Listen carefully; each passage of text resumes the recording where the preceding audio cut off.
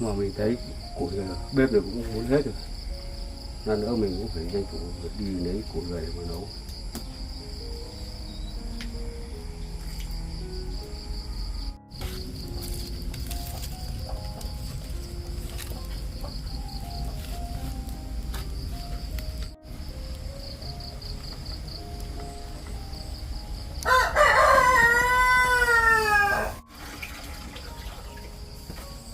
Nước sôi đấy.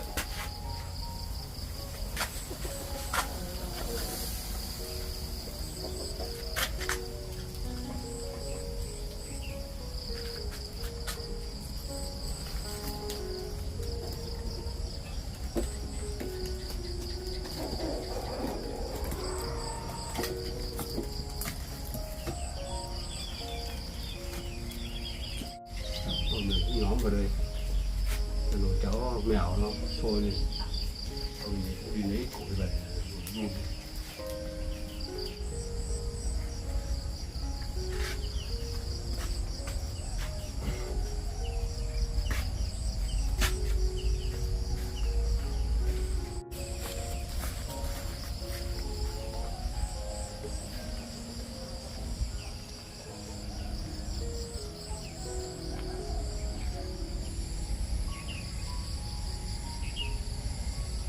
Đã mình lên trên cái đồi trên này lấy củi cho nó gần.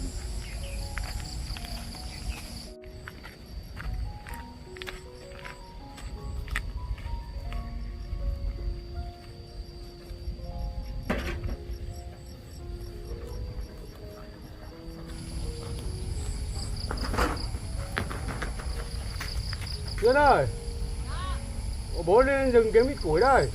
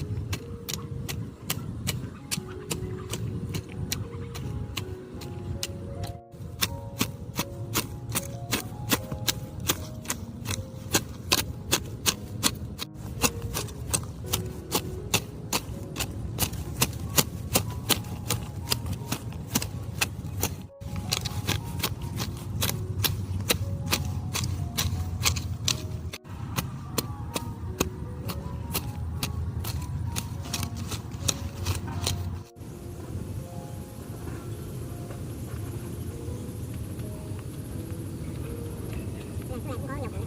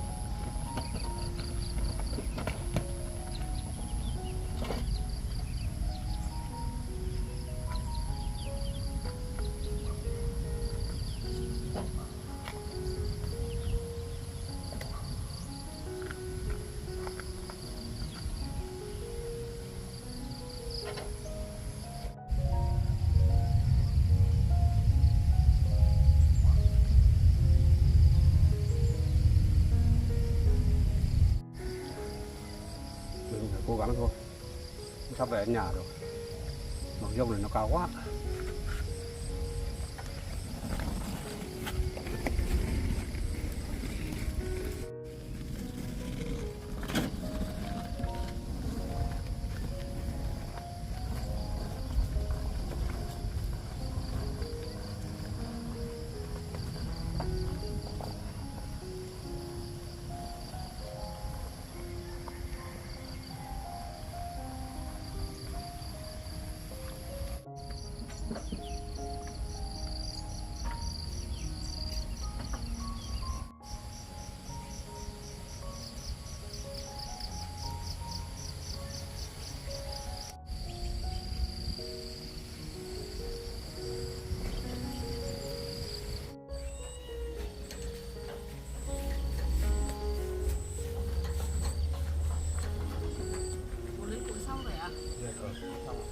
Con thấy bây giờ vẫn sớm.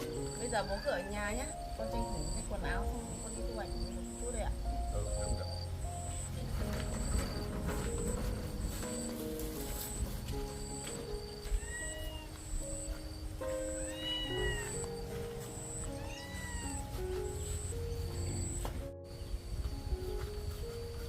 Con đi thu hoạch đây ạ.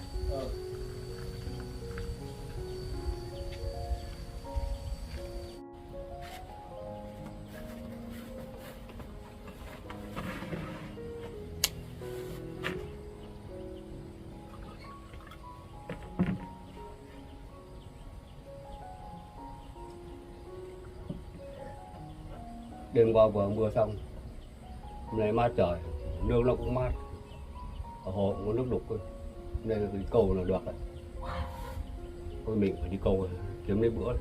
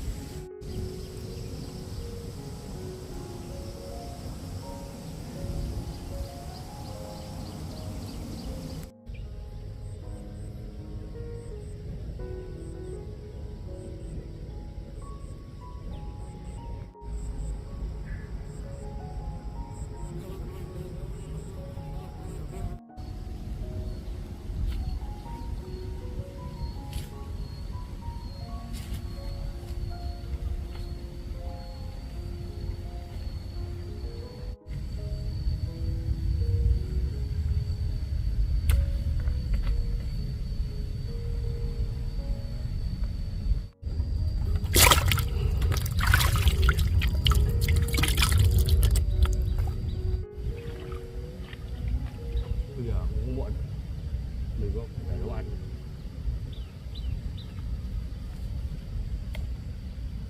Cái cậu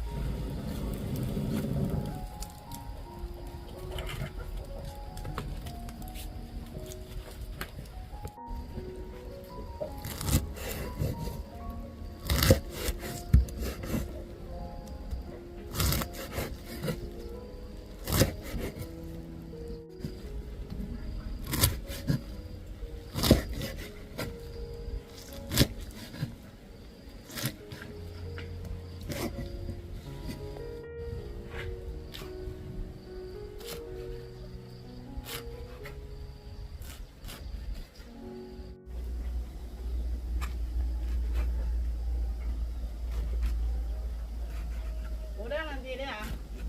Không về nữa. Vâng. Bố đang nấu ăn. Vâng, thế để con cắt gùi rồi con nấu ăn cùng với bố.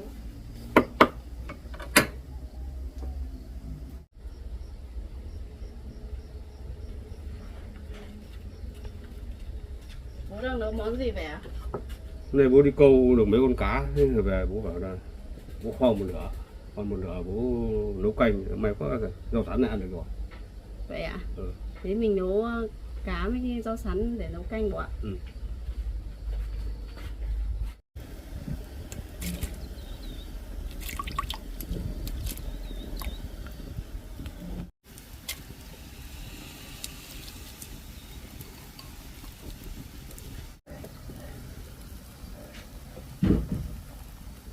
Ôi, nhìn nồi cá kho của bố ngon quá.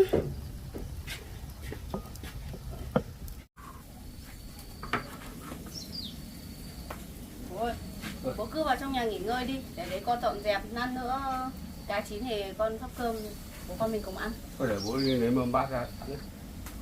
Vâng, thì cũng được ạ. Không biết bao giờ mình mới được thả ra khỏi chỗ này đây. Bị nhốt ở trong này một mình cũng thấy buồn chán quá. Ở trong này mình mới suy nghĩ lại, mình mới cảm thấy hối hận những việc làm của mình vừa rồi.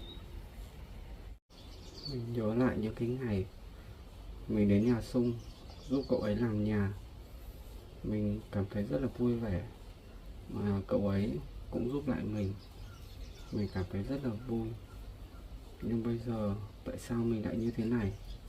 Tại sao bây giờ mình lại thay đổi vậy?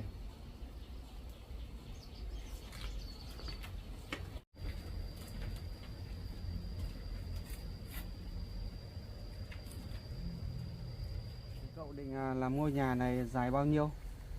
Lúc sáng thì tôi cũng đã đo rồi. Chiều dài của ngôi nhà này là 7,5 mét. Còn chiều rộng ở bên trong là 3,5 mét anh ạ. Ừ. Thế để tôi giúp cậu đo lại một lần nữa cho chắc chắn, xong mình đào cột được. Vâng. Đây anh cứ cầm thước lấy, để tôi cầm đầu bên đằng này.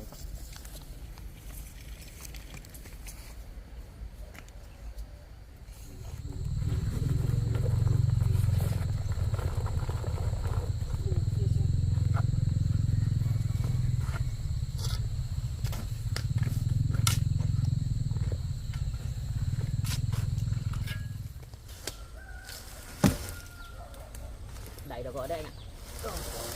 Cậu thấy nhà tôi đẩy phát được.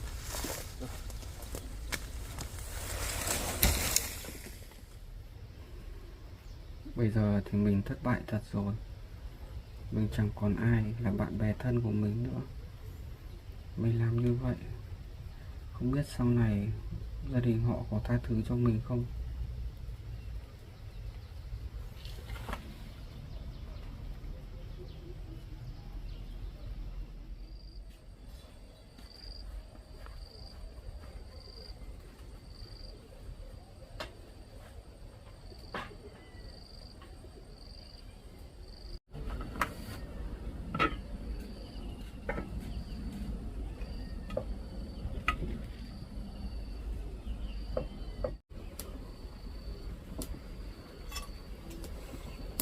Mùi cá kho này thơm quá.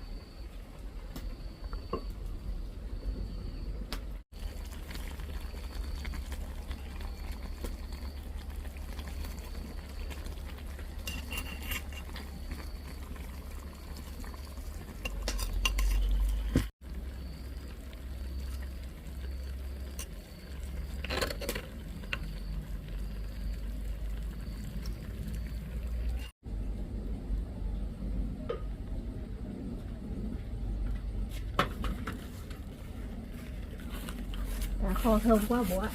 Không nhảy vào luôn.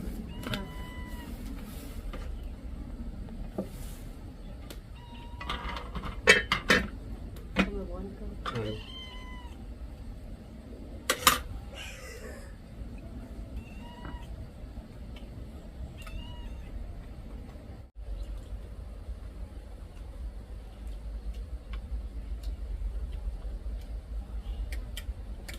Cá ngon bố nhỉ. Ừ.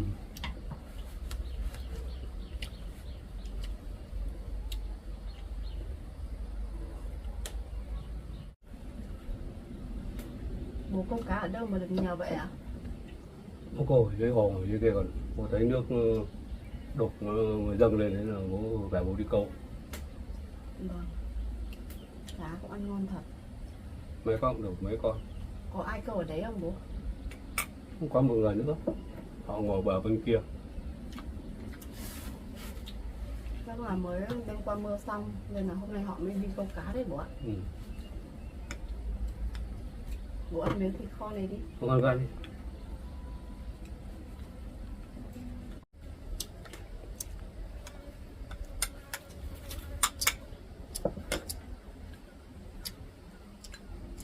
Mà hôm nay con đi thu hoạch gì vậy?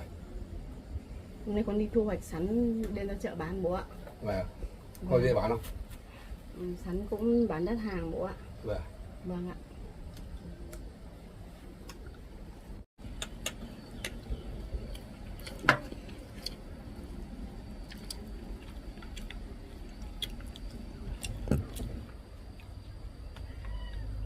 Hôm nay bố câu được nhiều cá như vậy hay là lát nữa ăn xong bố con mình nghỉ ngơi một lát, hai bố con mình ra hồ câu lấy ít cá nữa bố nhé. Ở hồ thì cũng nhiều cá lắm nhưng mà nó ăn cũng theo từng ngày một và cũng có giờ nó ăn của nó đấy con, Vậy ạ? chứ không phải lúc nào nó cũng ăn đâu. Vâng, con tưởng hôm nay dễ câu thì hôm nay bố con mình lại tranh thủ đi câu một chút. Không.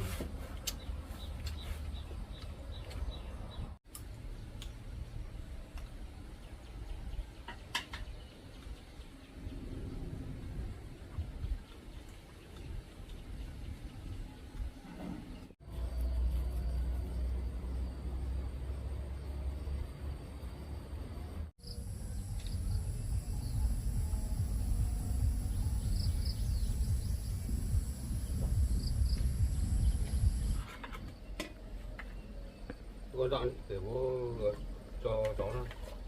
Bố vào đây để con rửa bát luôn.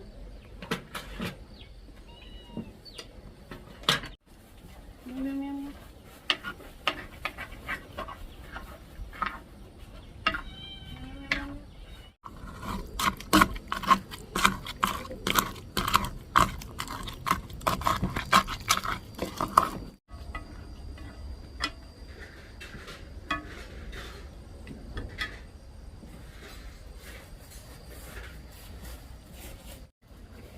Viu.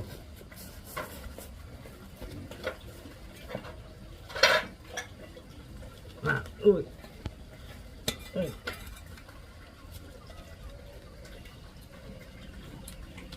Viu. Viu.